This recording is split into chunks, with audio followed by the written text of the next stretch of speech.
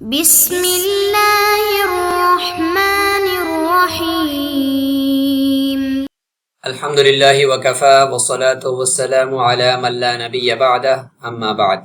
عزیز طلبہ اکرام، اللہ تعالیٰ سے امید ہے کہ آپ سب خیر و عافیت سے ہوں گے۔ جامع الترمذی کا سبق نمبر 45 ہے اور اس سبق میں ہم 3 ابواب پڑھیں گے۔ نبیذ سے وضو کا حکم، مزمزہ کرنا دودھ پینے کے بعد یعنی کلی کرنا اس کا حکم، اور بے وضو ہونے کی حالت میں سلام کا جواب دینے کی ممانعت کے بارے میں حدیث۔ سب سے پہلے گزشتہ سبق کا خلاصہ جس میں قے اور نکسیر کی وجہ سے وضو کا حکم ہم نے پڑھا، اور خارج عن غیر السبیلین سے وضو ٹوٹنے کے حکم میں ائمہ کے اقوال پڑھے۔ اس سبق میں ہم نبیذ وغیرہ سے وضو کا حکم اور دودھ پینے کے بعد نماز سے پہلے کلی کرنے کا حکم اور حدیث کے فوائد اور حکمتیں بھی دیکھیں گے۔ سب سے پہلے پہلا باب الوضوء بالنبیذ۔ نبیذ کسے کہتے ہیں؟ پانی کے اندر کھجوریں ڈال کر چھوڑ دیں، گاڑھا ہونے سے پہلے جو اس کے اندر مٹھاس آ جاتی ہے تو اس پانی کو نبیذ کہتے ہیں۔ وبه قال حدثنا حناد قال حدثنا شريك عن ابي فزارة عن ابي زيد عن عبد الله بن مسعود رضي الله عنه قال سألني النبي صلى الله عليه وسلم ما في إداوتك فقلت نبيذ فقال تمرة طيبة وماء طهور قال فتوضأ منه۔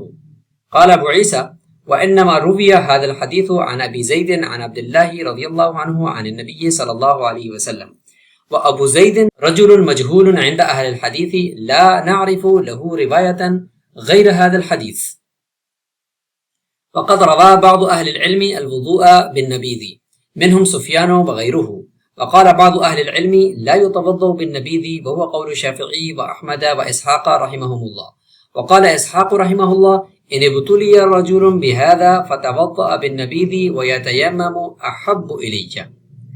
قال ابو عيسى وقول من يقول لا يتوضأ بالنبيذ أقرب إلى الكتاب وأشبه، لأن الله تعالى قال فلم تجدوا ماء فتيمموا صعيدا طيبا۔ ترجمہ کر لیتے ہیں کہ حضرت عبداللہ بن مسعود رضی اللہ عنہ فرماتے ہیں کہ ایک سفر میں رسول اللہ صلی اللہ علیہ وسلم وضو فرمانا چاہ رہے تھے لیکن ہمارے پاس پانی نہیں تھا، تو مجھ سے پوچھا کہ آپ کے پاس اس برتن میں کیا ہے؟ تو میں نے عرض کیا کہ اللہ کے رسول نبید ہے میرے پاس، یعنی کھجور کا پانی ہے، پانی کے اندر کھجور ڈالے، ان کے اندر مٹھاس آئی ہوئی ہے لیکن ابھی گاڑھا نہیں ہوا۔ تو فرمایا کہ تمرۃ طیبۃ وماء طہور، کہ کھجور بھی پاک ہے اور اس کا یہ جو پانی ہے یہ پانی بھی پاک ہے اور یہ وضو کے بھی قابل ہے۔ آپ صلی اللہ علیہ وسلم نے اس سے وضو فرمایا۔ امام ترمذی رحمہ اللہ فرماتے ہیں کہ یہ حدیث ابو زید سے بھی، اور انہوں نے عبداللہ بن مسعود رضی اللہ عنہ سے، اور انہوں نے رسول اللہ صلی اللہ علیہ وسلم سے اس کو روایت کیا ہے۔ اور ابو زید جو ہیں عن ابی زید فرماتے ہیں کہ یہ جو ہیں مجہول ہیں، ان کی صرف یہی روایت ہمارے پاس پہنچی ہے، اس کے علاوہ کوئی اور روایت ابو زید کی نہیں ہے۔ بعض اہل علم نبیذ سے وضو کو جائز قرار دیتے ہیں، جیسے کہ ان میں سے سفیان ثوری اور اسی طریقے سے اور بھی فقہا ہیں، اور بعض اہل علم جو ہے وہ نبیذ سے وضو کرنا جائز نہیں سمجھتے، ان میں امام شافعی، امام احمد اور امام اسحاق ہیں۔ اور امام اسحاق رحمہ اللہ کے بارے میں لکھا ہے، انہوں نے فرمایا کہ اگر کوئی آدمی اس طرح سے مجبور ہو جائے اور اس کے پاس پانی نہ ہو تو وہ نبیذ سے وضو کر سکتا ہے، لیکن اس کے بعد اگر وہ نبیذ کے وضو کے ساتھ ساتھ تیمم بھی ساتھ ساتھ کر لے یا دونوں کو جمع کر دے تو یہ فرماتے ہیں کہ میرے نزدیک زیادہ محبوب اور پسندیدہ ہے۔ امام ترمذی رحمہ اللہ فرماتے ہیں کہ جس فقیہ کا یہ قول ہے لا یتوضأ بالنبیذ کہ نبیذ سے وضو نہیں کرنا چاہیے، تو یہ کتاب اور سنت کے زیادہ مشابہ ہے، اور قرآن مجید کے اس آیت کی بھی زیادہ مشابہ ہے۔ وہ یہ ہے کہ اللہ تعالیٰ فرماتے ہیں کہ اگر تمہارے پاس پانی نہ ہو تو تیمم کرو پاک مٹی سے۔ تو اس کا مطلب یہ ہے کہ بیچ میں اگر مائع مطلق کے علاوہ اگر مائع مقید جیسے نبیذ وغیرہ آپ کے پاس آ گیا ہے تو اس کا کوئی ذکر نہیں ہے، اور یہاں مطلق ماء سے مراد مائع مطلق ہوگا، یعنی پاک پانی اور خالص پانی ہی مراد ہوگا، لہذا نبیذ کا پانی اس سے مراد نہیں ہوگا۔ ہم آگے بڑھتے ہیں، اگلے باب کو بھی دیکھ لیتے ہیں۔ باب المضمضۃ من اللبن، دودھ پینے کے بعد اس کی وجہ سے کلی کرنے کا حکم۔ وبه قال حدثنا قتيبة قال حدثنا الليث عن عقيل عن الزهري عن عبيد الله عن ابن عباس رضي الله عنهما ان النبي صلى الله عليه وسلم شرب لبنا فدعا بماء فمضمض وقال ان له دسما وفي الباب عن سهل بن سعد وأم سلمة رضي الله عنهما. قال أبو عيسى هذا حديث حسن صحيح، وقد رأى بعض أهل العلم المضمضة من اللبن، وهذا عندنا على الاستحباب، ولم ير بعضهم المضمضة من اللبن. حضرت عبداللہ بن عباس رضی اللہ عنہ سے روایت ہے کہ رسول اللہ صلی اللہ علیہ وسلم نے دودھ پیا اور اس کے بعد پانی منگوایا اور کلی فرمائی، اور فرمایا کہ اس کی چکناہٹ ہوتی ہے جو منہ کے اندر جم جاتی ہے، لہٰذا اس وجہ سے میں نے کلی کی. اور اس باب کے اندر سہل بن سعد اور ام سلمہ رضی اللہ عنہما کی روایات بھی ہیں. ابو عیسیٰ ترمذی رحمہ اللہ فرماتے ہیں کہ یہ حدیث حسن اور صحیح ہے. بعض اہل علم نے کلی کرنے کو جائز قرار دیا ہے اور اچھا قرار دیا ہے کہ دودھ پینے کے بعد کلی کرنی چاہیے، اور فرماتے ہیں کہ ہمارے نزدیک یہ مستحب ہے. لیکن بعض نے کہا ہے کہ بھئی دودھ پینے کے بعد کلی کرنے کی کوئی ضرورت نہیں ہے. تیسرا باب تھا ہمارے پاس باب فی کراہیت رد السلام غیر متوضی، یعنی غیر وضو کی حالت میں سلام کا جواب دینے کی ممانعت کے بارے میں حدیث. وبه قال حدثنا نصر بن علي ومحمد بن بشار قال حدثنا ابو احمد عن سفيان عن الضحاك بن عثمان عن نافع عن ابن عمر رضي الله عنهما ان رجلا سلم على النبي صلى الله عليه وسلم وهو يبول فلم يرد عليه.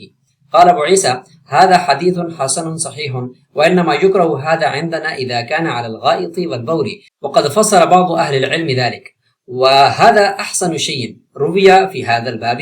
وفي الباب عن المهاجر بن قنفذ وعبد الله بن حنظلة وعلقمة بن الفغواء وجابر والبراء رضی اللہ عنہم. ترجمہ کر لیتے ہیں. حضرت عبداللہ بن عمر رضی اللہ عنہ کی روایت ہے کہ ایک شخص نے رسول اللہ صلی اللہ علیہ وسلم کو اس حالت میں سلام کیا کہ آپ صلی اللہ علیہ وسلم قضاء حاجت فرما رہے تھے، تو آپ صلی اللہ علیہ وسلم نے اس کو سلام کا جواب نہیں دیا. امام ترمذی رحمہ اللہ فرماتے ہیں کہ یہ حدیث حسن اور صحیح ہے، اور فرماتے ہیں کہ ہمارے نزدیک مکروہ ہے کہ اگر کوئی آدمی پیشاب یا پخانہ کر رہا ہو اور اس دوران دوسرا آدمی اس کو سلام کرے اور وہ اس کا جواب دے، تو لہذا جواب دینا جو ہے وہ مکروہ ہے. اسی طریقے سے فرماتے ہیں کہ اہل علم نے اس کی تفسیر کی ہے، اور فرماتے ہیں کہ اس باب کے اندر یہ روایت سب سے زیادہ اصح ہے اور احسن ہے. اور اس باب میں مہاجر بن قنفذ، عبداللہ بن حنظلہ، علقمہ بن فغوا اور جابر اور حضرت برا رضی اللہ عنہ کی روایات بھی موجود ہیں. راویوں کے حالات دیکھ لیتے ہیں. شریک بن عبداللہ النخعی الکوفی، ابی الفزارہ ان کا نام راشد بن کیسان الکوفی ہے، اور یہ راویوں کے 5ویں طبقے میں سے ہیں اور ثقہ ہیں. ابو زید یہ مجہول ہیں، فرماتے ہیں کہ ان کے بارے میں کوئی پتہ نہیں کہ یہ کون ہیں، اور ان کے والد کا بھی پتہ بھی نہیں ہے، اور ان کے اولاد کا بھی آگے کوئی پتہ نہیں ہے. مزمزہ دودھ پینے کے بعد کلی کرنا، اس کے اندر جو راوی موجود ہیں ان میں سے عقیل ہیں. عقیل بن ضم العین مصغرا ہوا ابن خالد بن عقیل، ابو خالد مولا عثمان. اور تیسرا جو باب تھا اس کے اندر جو راوی ہیں ابو احمد، ان کا نام ہے محمد بن عبداللہ بن زبیر بن عمر بن درہم الاسدی الزبیری الکوفی. سفیان سے مراد سفیان ثوری رحمہ اللہ ہیں. ضحاک بن عثمان بن عبداللہ بن خالد بن حزام الاسدی الحزامی المدنی. نبیز کی تعریف معرف السنن سے دیکھ لیتے ہیں کہ ہوا ان یلقى فی الماء طمیرات ویبقى رقیقا یسیل علی الاعضاء ویسیر حلوا غیر مسکر ولا یکون مطبوخا، کہ پانی کے اندر چند کھجوریں ڈال دی جائیں اور وہ ابھی تک رقیق، یعنی وہ ایسا رہے کہ وہ اس کے اندر رقت اور سیالان ابھی تک باقی ہے، پتلا پان اس کا، اور وہ اعضاء کے اوپر دے بھی سکتا ہے، تو اور صرف میٹھا ہو گیا ہے لیکن نشہ اس کے اندر نہیں آیا اور ابھی تک وہ پکایا بھی نہیں گیا، تو اس کو ہم نبیذ کہتے ہیں. اگر کسی نے اس سے وضو کر لیا تو اس کے بارے میں یہ روایت تھی. اب سارے مسئلے کا ہم حکم اور تینوں ابواب کے اندر جو مسائل ہیں ان کا خلاصہ دیکھ لیتے ہیں. متفقہ کچھ صورتیں ہیں جن میں کوئی اختلاف نہیں ہے. ان میں سے ایک یہ ہے کہ غیر کھجور کی نبیذ سے جو وضو ہے وہ ناجائز ہے. گاڑی یا نشہ آور نبیذ سے وضو ناجائز ہے. ایسے پانی سے وضو جائز ہے جس پر کھجور کا اثر ظاہر نہ ہوا ہو. اب محل اختلاف کیا ہے؟ پتلی غیر نشہ آور کھجور کی نبیذ، جب وہ پانی نہ ہو بلکہ وہ نبیذ بن چکی ہو، تو اس میں جمہور کے نزدیک یعنی ائمہ ثلاثہ مع صاحبین ان کے نزدیک وضو ناجائز ہے، تیمم کیا جائے گا. دلیل ان کی یہ ہے کہ فلم تجدوا ماء فتیمموا. امام اعظم ابو حنیفہ رحمہ اللہ فرماتے ہیں پہلا قول یہ تھا کہ وضو جائز ہے، اور آخری اور مفتبی قول ان کا بھی یہی ہے کہ وضو ناجائز ہے، اور یہ جمہور کے موافق ہے۔ ابتدائی قول کی دلیل حضرت عبداللہ بن مسعود رضی اللہ عنہ کی یہی حدیث تھی، لیلۃ الجن کا جو واقعہ ہے کہ جس رات رسول اللہ صلی اللہ علیہ وسلم جنوں کو تعلیم دینے کے لیے تشریف لے گئے تھے اور حضرت عبداللہ بن مسعود رضی اللہ عنہ بھی ساتھ تھے، تو اس میں یہ حدیث باب کا جو ذکر ہے یہ دلیل تھی۔ اور اس حدیث پر چونکہ اعتراضات ہیں کہ راوی ابو زید یہ مجہول ہیں، ابو فزارہ ان کی شناخت بھی غیر یقینی ہے، حضرت عبداللہ بن مسعود کی موجودگی بھی اس حدیث میں ثابت نہیں ہے، تو ان اعتراضات کے جوابات بھی اگرچہ دیے گئے ہیں، لیکن امام ابو حنیفہ رحمہ اللہ کے رجوع کی جو کلیدی وجہ ہے وہ یہ ہے کہ حدیث کی جو نئی تفہیم ہے وہ ہے کہ حدیث کے الفاظ کہ پاک کھجور اور پاک پانی کا مطلب یہ ہے کہ پانی ابھی اپنی اصلی حالت یعنی مائع مطلق پر تھا اور متغیر نہیں ہوا تھا، اس لیے اس سے وضو کیا ہوگا۔ لیکن نتیجہ یہ ہے کہ ابن مسعود رضی اللہ عنہ کا نبیذ کہنا مجازی تھا، حقیقی نہیں تھا، لہٰذا حدیث سے حقیقی نبیذ سے وضو کا جواز ثابت نہیں ہوتا۔ حدیث میں جو وضو ہے اس کا مطلب یہ ہے کہ یہ نبیذ نہیں ہے بلکہ ابھی ابھی اس میں پانی ڈالا ہے، اور اس کا رقت اور سیلان رسول اللہ صلی اللہ علیہ وسلم کے الفاظ سے ثابت ہوتا ہے کہ وہ باقی تھا اور وہ حقیقی پانی ہی تھا، نہ کہ حقیقی نبیذ تھا۔ بے وضو سلام کے جواب کا جو حکم ہے اس کو بھی ہم دیکھ لیتے ہیں کہ مرکزی سوال یہ تھا کہ کیا بے وضو سلام کا جواب دینا مکروہ ہے، تو ظاہری طور پر جو دلائل ہیں وہ کچھ متعارض ہیں، ان میں ہم دیکھتے ہیں کہ کراہت جہاں سے ثابت ہوتی ہے وہ جو روایات ہیں کہ نبی کریم صلی اللہ علیہ وسلم نے تیمم کیا اور اس کے بعد وہ سلام کا جواب دیا، تو اس سے پتہ چلتا ہے کہ نہیں دینا چاہیے اور مکروہ ہے جواب دینا بے وضو۔ اور یہ فرمایا کہ آپ صلی اللہ علیہ وسلم نے کہ بغیر طہارت کے اللہ کا ذکر کرنا یہ ناپسند ہے ان کے نزدیک۔ اور بے وضو سلام کا جواب دینے کے اوپر جو جواز کی دلائل ہیں ان کا بھی ہم دیکھ لیتے ہیں کہ حضرت عائشہ رضی اللہ عنہ کا فرمان ہے کہ آپ صلی اللہ علیہ وسلم ہر حال میں اللہ کا ذکر کرتے تھے، اس سے پتہ چلتا ہے کہ آپ بے وضو سلام کا جواب بھی دے سکتے ہیں۔ بیت الخلاء سے نکل کر دعا پڑھنا یہ بھی ایک ایسا ہے کہ بے وضو اللہ کا ذکر ہو رہا ہے۔ جنابت کے علاوہ ہر حالت میں قرآن پڑھنا، تو بے وضو حالت میں قرآن بھی پڑھ لیا تو یہ بھی اللہ کا ذکر اس میں ہو گیا۔ تطبیق اور حتمی حکم اب ہم دیکھتے ہیں کہ قرات کی دلائل بھی آگے اور جو جواز کے ہیں وہ بھی آگے۔ تو تطبیق یہ ہے کہ نبی صلی اللہ علیہ وسلم کا عمل افضلیت اور کمال حال پر مبنی تھا، وجوب یا کراہت پر نہیں تھا کہ بے وضو انہوں نے جواب نہیں دیا۔ حکم یہ ہے کہ عمومی حالت میں بے وضو ذکر اور سلام کا جواب دینا جائز ہے، اور مکروہ اس وجہ سے تھا کہ صرف عین قضاء حاجت یعنی پیشاب و پخانہ کے وقت جو ہے وہ جواب نہیں دینا چاہیے، اس کے بعد دے سکتے ہیں۔ اور متعلقہ کچھ مسائل بھی ہیں کہ باب کی حدیث کا واقعہ قضاء حاجت سے فراغت کے بعد کا ہے، جیسے کہ ابھی ہم معرف السنن سے دیکھیں گے بھی۔